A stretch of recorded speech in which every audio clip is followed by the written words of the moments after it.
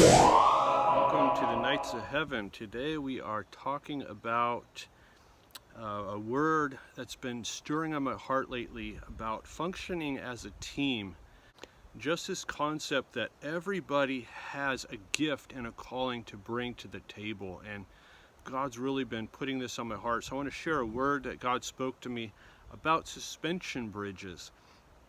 And so God showed me this suspension bridge, and I knew that it was the Lord speaking to me. And then I realized that other people had been seeing and hearing this as well. And this is a few years ago, but God brought it back to my attention. And so as I prayed about what this suspension bridge means, God began to lead me to do some research about suspension bridges. And one of the things I learned is that suspension bridges are the longest bridges around. Examples: the Golden Gate Bridge, the Brooklyn Bridge. The longest bridge when I did this research was in Japan. So these bridges can stretch long distances, and the point of that is to bring people together. What's interesting is one of the things I learned about the Golden Gate Bridge is that it was originally designed so that people from San Francisco could get to Northern California easier. And so there wasn't a lot of people living in Northern California at the time, and they wanted to make it easier for people to get out and to visit the northern coast. And there was actually a lot of people that were against building the bridge because they didn't want people to go north. And so, but bridges really bring people together, right? That's the whole point of it. The point is to be able to connect people, right? And so I knew that this bridge had to do with connecting people. And as I began to do research, what God led me to is how suspension bridges are built. And they're built with cables, but they weren't originally built with cables. They were originally built with chains, right? Actually, originally they were built with ropes. You think of a rope bridge is the earliest version of a suspension bridge. But then they began to use chains in order to build larger bridges. And they quickly learned that chains didn't work. So the problem with chains is that, you've heard this saying. I just taught this in a church recently, and I started this saying. I said, the strongest part of a chain is, and everybody, finished the sentence, is the weakest link, right? We know this saying, and it became true with suspension bridges. So as they began to make them with chains, they found that there would be a weak link in a chain, and it would break, and it would weaken the bridge. And so then they found out about cables. And a cable is really just a whole bunch of really small wires twisted together. And if you go to the Golden Gate Bridge, they have a cross section of the cable, and it's this huge cable, but it's made up of just thousands of tiny wires twisted together, right?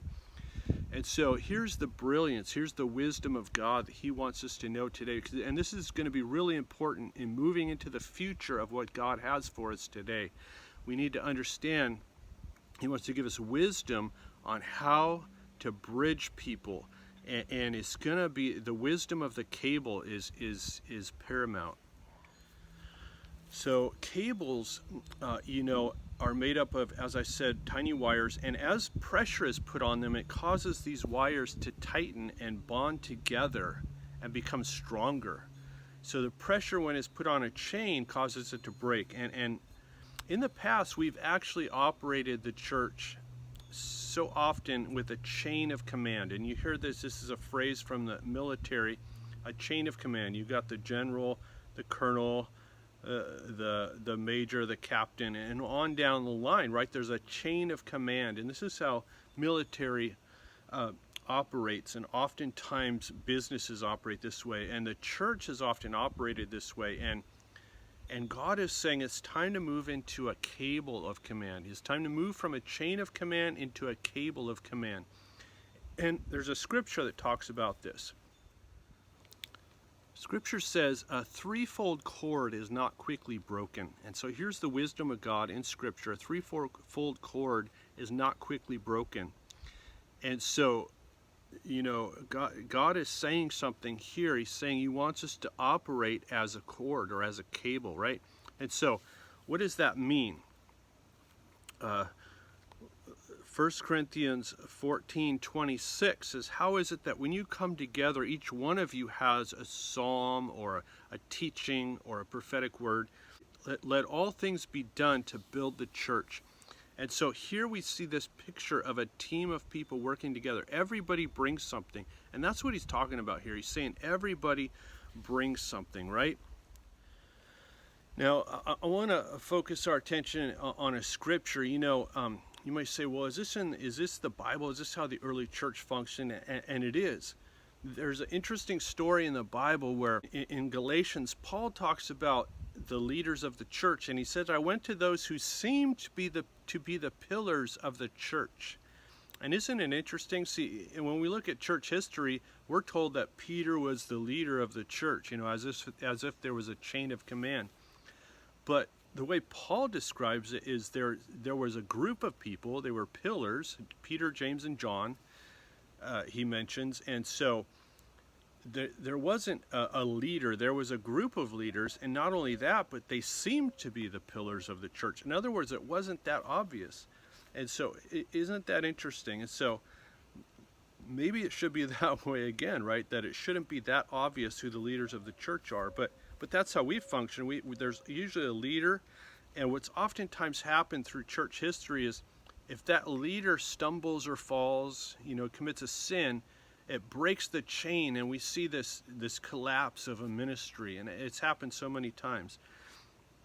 And so God is giving us wisdom here that if we have a cable of command, if one of those little strands of metal breaks, it's not going to cause a collapse, but we actually support one another. And one of the things that God spoke to me about this is we need to learn how to support one another through trials and tribulations, through even sin. When a brother falls into sin, the scripture says, you who are spiritual should restore them with a spirit of humility, right? And so oftentimes we especially when a leader sins, we cast them away, right? And there's only one ministry that I'm aware of that actually works to help restore people who have sinned, and that's Rick Joyner at Morning Star Ministries. And I'm sure there's others, but that's the only one I actually know of that has worked to restore fallen preachers. And we need to get better at that, right? So that's part of what this message is about. But the other part is that we function together. Everybody plays a part. So I'm with Youth with a Mission. That's the ministry I'm part of. It's the largest missions organization in the church today.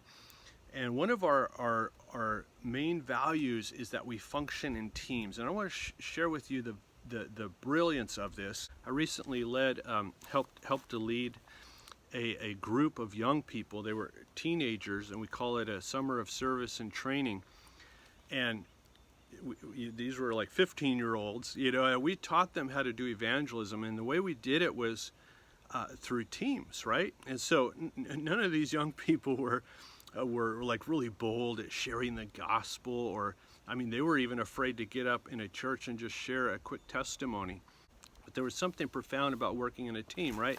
So what we did is we divided them into two groups. One of them learned a drama, and the other group learned to play in a band. And we used music and drama as an outreach tool, and it was so profound because they could do that, right? They could work together as a team and play music, and it took the pressure off of one person.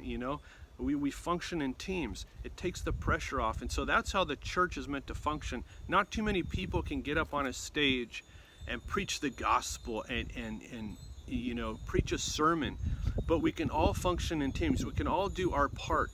And some of you are called to prophesy, and some of you are called to bring a song, right? To be part of a worship team. Some of you are called to bring a teaching, and we all function together to bring our little part, right? Just like those little wires in that large cable. And when we function together, we're stronger, right? And this is how the church was meant to function. It hasn't functioned that way. We function more like a chain of command. And people are afraid to step into that because they don't think they're strong enough.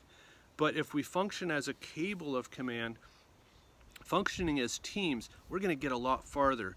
And so this is what God is saying to us, to change our mentality about how we we function.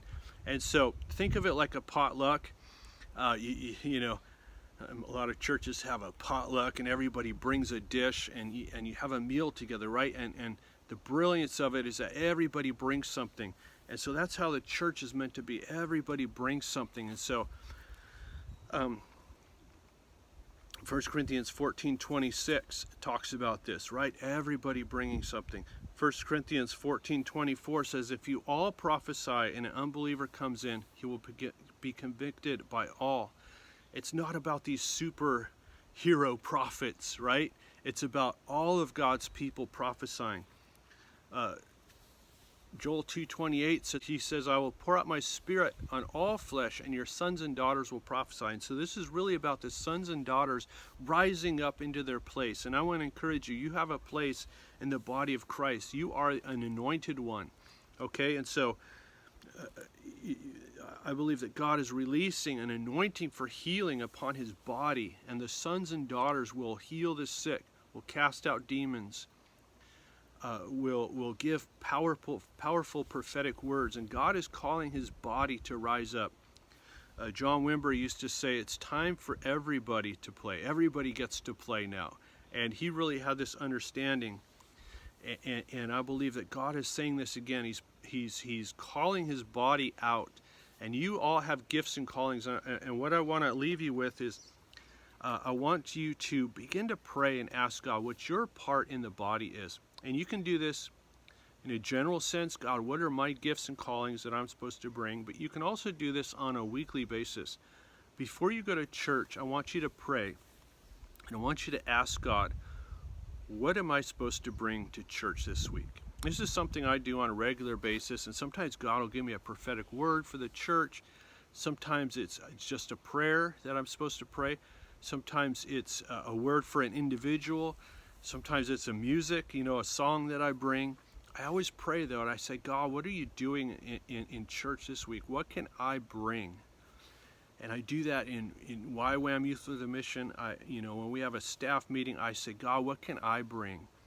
And so this is how you do it. So this is really important. This isn't just a small, cool little thing. This is actually something that God is calling his people to step into, and it's really important for us to get to that next place, for us to reach the lost, right? To build that suspension bridge that reaches into the darkest places. This is the strategy that God is giving us today.